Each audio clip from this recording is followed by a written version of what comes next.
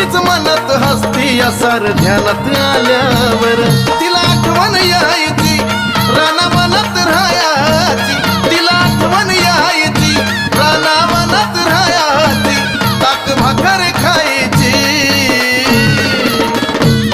अग नजर लागली खंडोबाला बानुबाईची नजर लागली खंडोबाला बानुबाई